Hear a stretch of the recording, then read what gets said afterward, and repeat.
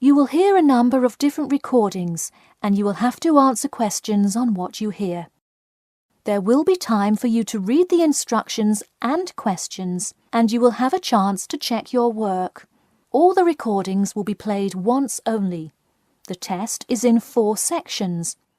At the end of the test, you will be given 10 minutes to transfer your answers to an answer sheet. Now turn to Section 1. Section 1. You will hear a conversation between Peter and Jim talking about some details for their shared accommodation. First, you have some time to look at questions 1 to 4.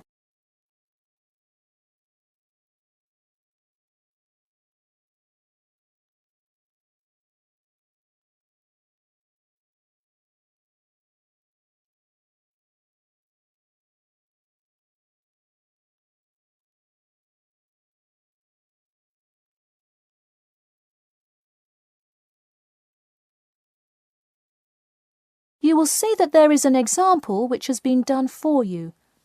On this occasion only, the conversation relating to this will be played first. Hey Jim, it's Peter. Oh hey Peter, what's up? I thought I'd call so we could hammer out the details for next year's lease. Peter says that he wants to hammer out the details for next year's lease with Jim. So, lease has been written in the space. Now we shall begin. You should answer the questions as you listen, because you will not hear the recording a second time. Listen carefully and answer questions 1 to 4. Hey Jim, it's Peter. Oh hey Peter, what's up? I thought I'd call so we could hammer out the details for next year's lease. That's a good idea. Did we ever decide on how to split the total rent? Well, I was thinking, since my room is bigger, I probably should pay a little more. So I could pay £110 and you could pay £80. Does that sound okay?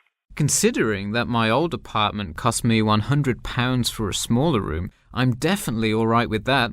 Hey, I was looking at a map of the area and can't seem to find a bus stop near it.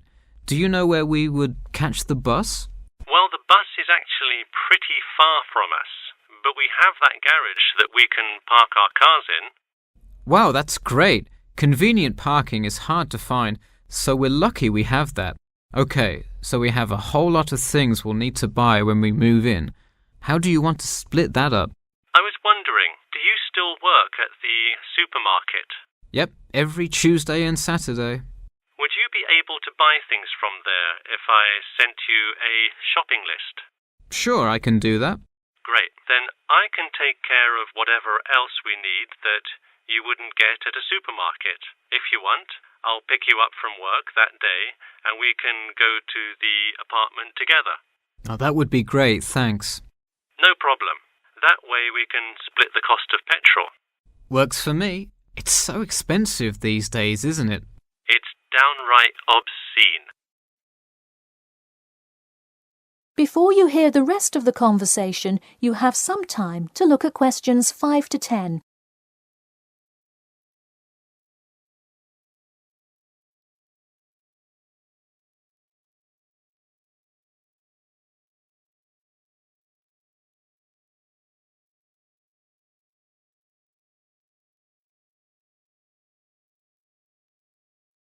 Now listen and answer questions 5 to 10. So let's figure out what appliances we need. Do we have a microwave? Yes, the landlord's providing that for us. Hey, do you still have that space heater, though? We need one for the kitchen since it's not connected to the central heating. All right, I'll bring that. Anything else? Well, I have some dining room and living room furniture I can bring, so that should take care of most of the big stuff. You know what we do need, though? Could you bring a toaster? I actually don't have one. It doesn't come with the microwave. No, the landlord is only supplying the microwave. It would really help if you could bring one. Okay, I'll pick one up at the store. You know, I also have this cool antique rotary phone that would be a cool addition to the apartment, sort of as decoration and utility. Oh, cool. The only thing is, we'd have to put it in the kitchen unless you want it in your room. Why not put it in the living room? The living room's too loud to have a phone conversation. The noise sort of carries, so if one person is trying to watch TV or have friends over, the person on the phone won't be able to hear. Okay, well I guess kitchen it is then. Any other big things we need? That seems like everything. That's all I can think of. And of course, move-in is June the 1st. I can't wait. We'll be able to watch the big game in our new apartment. It's going to be awesome. Yeah, we can move in the morning, and then Friday night we can sit back and cheer on Liverpool. I have an exam in the morning, but we'll be done around 11 a.m. and can move in after. Wait, Liverpool? You're joking, right? I thought you were a Manchester United fan. Man U? No way. Liverpool all the way. Oh no, I don't know if I can live with a Liverpool fan. That is the end of section 1. You now have half a minute to check your answers.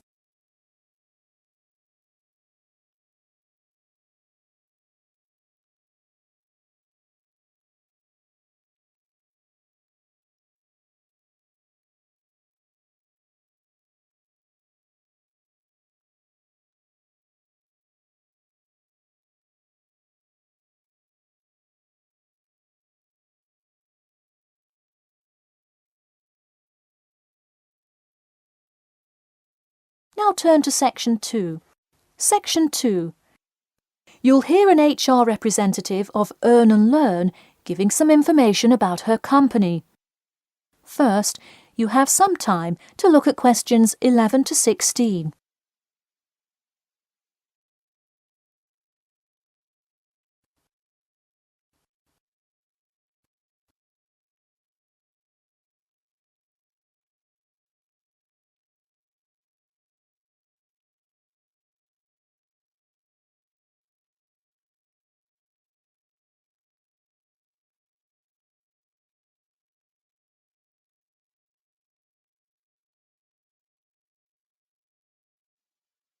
Now listen carefully and answer questions 11 to 16.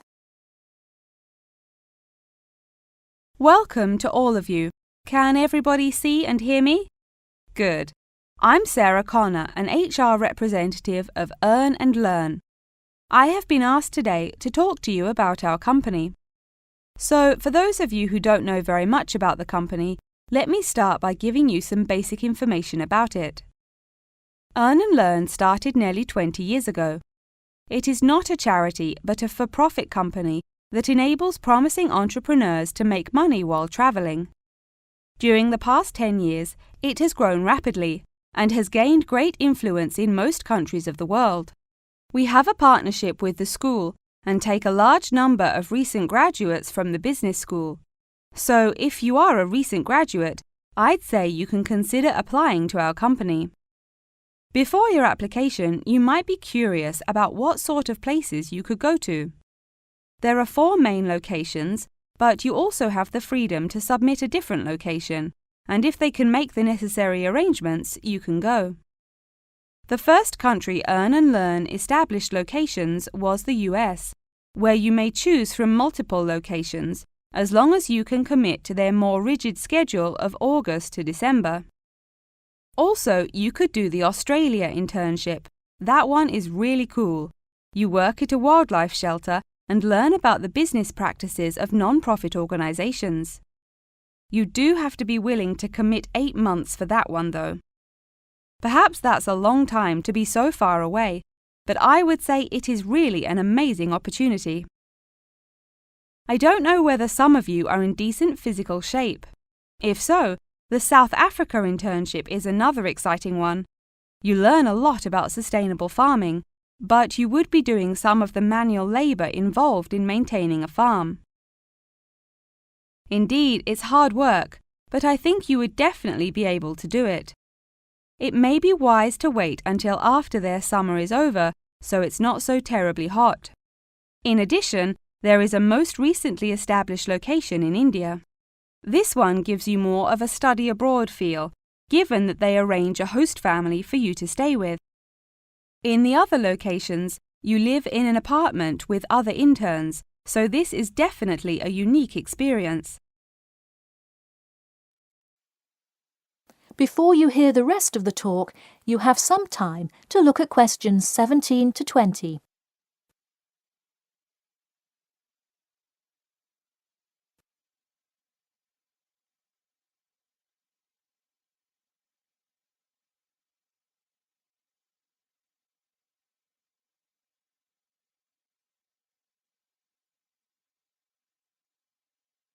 Now listen and answer questions 17 to 20. Regardless of where you go, at the end of the program you get a global travelling certificate, as long as you can explain your experience.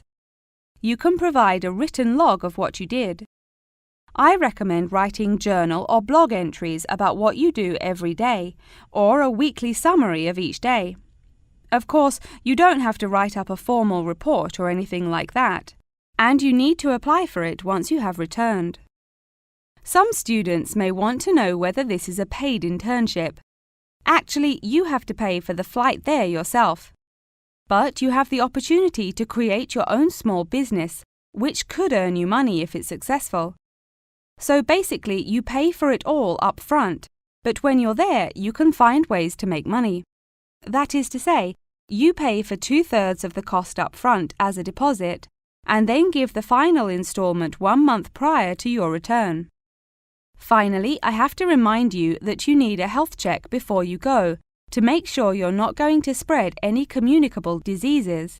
In addition, before you go, you don't have to attend any meetings or workshops.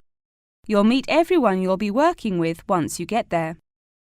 Okay, well, that's all I've time for today. Thanks for listening, and I'm happy to take any questions if you have them. That is the end of section 2. You now have half a minute to check your answers.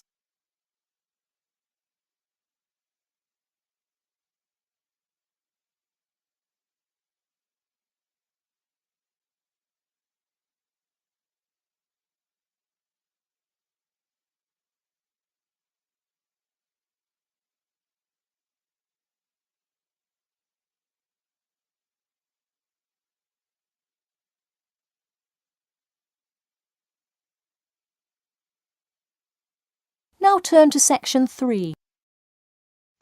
Section 3.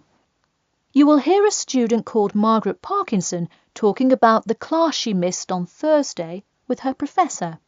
First, you have some time to look at questions 21 to 26.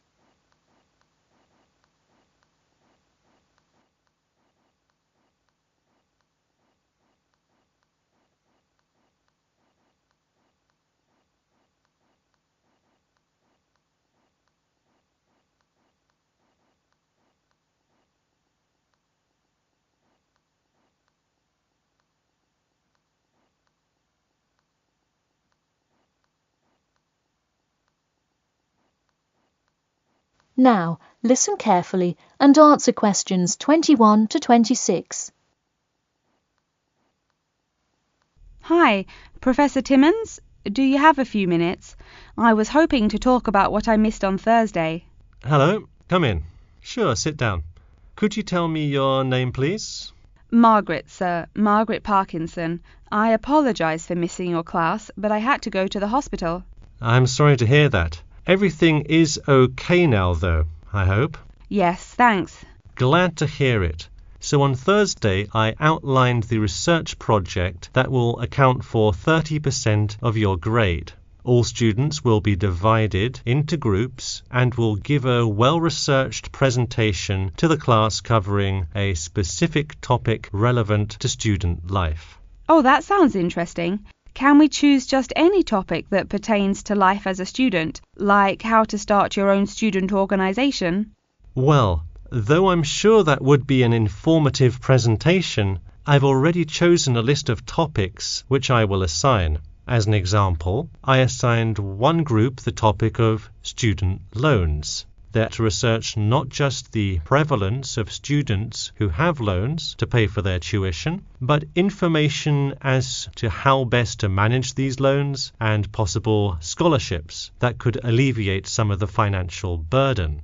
That one sounds particularly interesting to me. Could I request that topic? I could easily find out a lot about it by stopping by the finance office on my way to class. Unfortunately, that one's already taken by another group. I have, however, assigned you to a group and given you all one of two choices. Oh, I see. What are the choices? The first is discussing smoking, trends in the number of student smokers compared with the general population, popular reasons students take up smoking, and more healthy alternatives to smoking. That one could be interesting. I'm not a smoker myself, but we'll see what my group thinks. If we did choose this topic, we would rather not put our fellow students on the spot to interview them. Where else could we gather information? How about where the cigarettes are sold? Oh, that's a great idea. I could interview the manager of a supermarket and find out the average age of people buying cigarettes, or how much they buy, that sort of thing. Precisely. Okay, I'll keep that in mind. And what was the other topic? The other topic is the practice of natural medicine. It sounds far more specific than the others, but it is more of an exercise of outlining a career path. If your group chooses this, you would cover the specifics of becoming a doctor of natural medicine, how to become licensed to practice natural medicine, what the career outlook is, etc.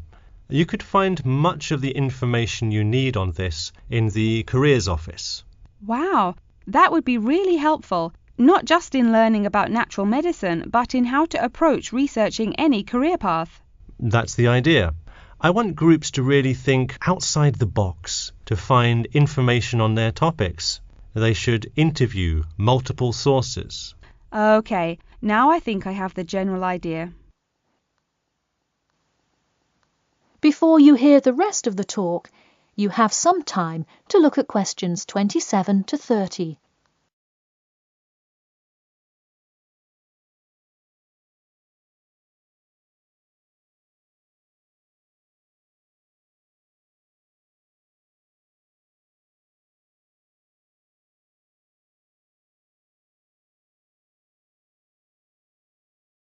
Now, listen carefully and answer questions 27 to 30. When is the presentation due? I expect each group to send me an email attachment of the plan ahead of time by October 10th, so that I can ensure that you are on the right track. Oh, that's actually really reassuring. I would hate to spend so much time on a presentation only to find we had taken it in the wrong direction. So when is the presentation? I let groups choose from the list of time slots I have between November 1st and November 5th. Okay, how about the 3rd? I'll have to check with my group, of course, but maybe we could write a tentative time? Sure, let me take a look. I'm actually booked completely through the 3rd and 4th now. How about sometime in the afternoon of the 5th? Great, how about 2 o'clock? No problem. I'll pencil your group in. Okay, thanks. And to clarify, what exactly is due in the first phase? Before the October deadline, I want your group to have compiled resources and then to provide some initial data analysis to support your claims. Okay, so data analysis is due the 10th of October, and then the Presentation? Yes. The final phase is simply giving the presentation on the 5th of November. All right, I think I have all the information I need. Thanks. You're welcome. See you in class tomorrow. That is the end of section 3. You now have half a minute to check your answers.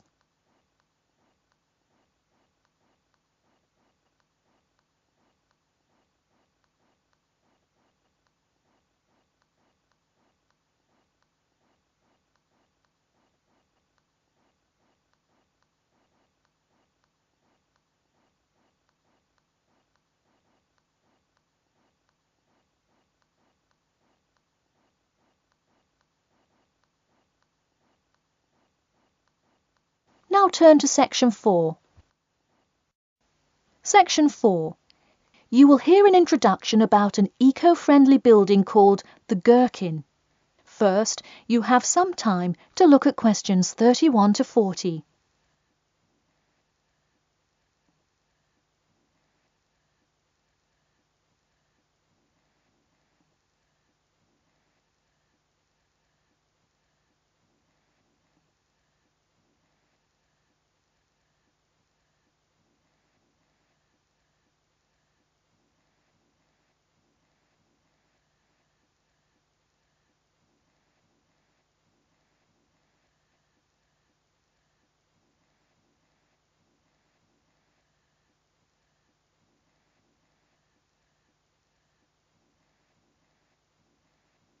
Now, listen carefully and answer questions 31 to 40.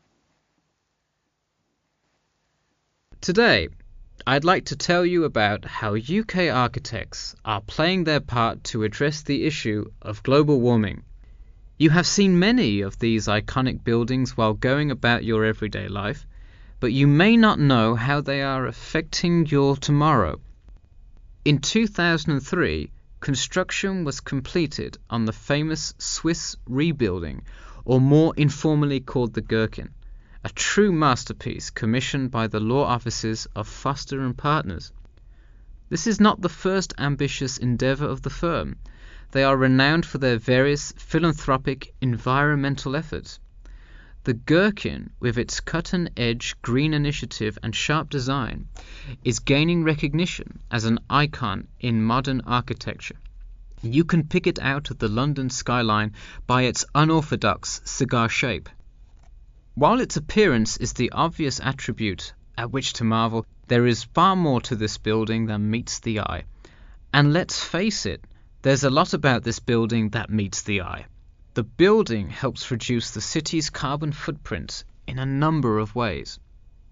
Just a quick note, in case you're not familiar with the term carbon footprint, get used to it. It's a buzzword you'll hear relentlessly to talk about reducing emissions.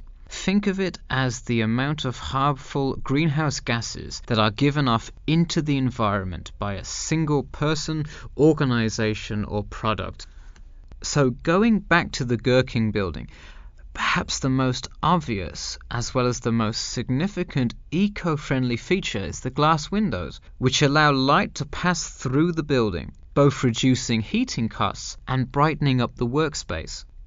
The ingenuity behind the various eco-friendly aspects of the Gherkin has seen its fair share of publicity, both from serious and silly sources. In a recent April Fool's Day edition, One e-publication printed a story detailing plans to replace 50% of the current exterior with grass, which would not only make large steps in the name of sustainability, but also give the building the green hue that would truly earn it the nickname of the Gherkin. The only drawback is, as you may have guessed, that this story was an April Fool's Day joke and completely made up.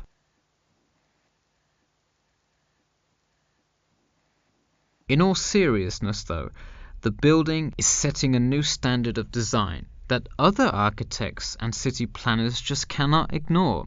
The building's bold and cost-efficient design has won a number of architecture awards, including the Sterling Prize, the London Region Award, and the Empress Skyscraper Award, among others. The design comfortably accommodates a large number of offices, while keeping maintenance and operation costs down, striking a superb balance between nature and the workplace. Nature is well and good, as long as the weather is nice outside. Given London's notoriously bad weather, the architects knew they must devise a quality temperature regulation system, and that they did. A special system designed to reduce the building's reliance on air conditioning was devised that cuts consumption in half compared to standard office buildings. There are atria that link each floor vertically to one another, forming spiraling spaces up the entire building. They serve not just as social common spaces, but also act as the building's lungs, distributing clean air from the opening panels in the facade through the entire building. The building isn't all business though. It has its fair share of fun as well. At the very top, a club room offers a picturesque entertainment spot for company functions, private parties, etc., with a breathtaking panoramic view of the city. The creation of such an innovative structure has many wondering what the future of urban planning and architecture may be. Well, if the other projects currently commissioned by Foster and Partners are any indication, the entire city constructed with similarly eco-friendly buildings is not far in the distance. The Masdar City development aims to create a desert city that produces zero waste and removes as much carbon dioxide from the atmosphere as it puts in, a huge feat in protecting our Earth. The Gherkin is a truly impressive feat, yet it is not the only one worth noting. Now to move on to another green initiative, I'll tell you about the Eden Foundation building found in Cornwall. That is the end of section 4. You now have half a minute to check your answers.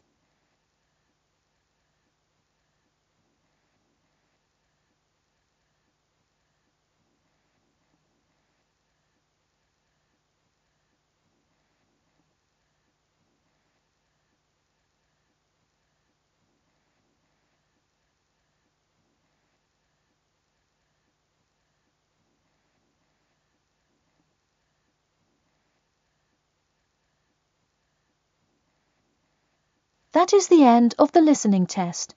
In the IELTS test, you will now have 10 minutes to transfer your answers to an answer sheet.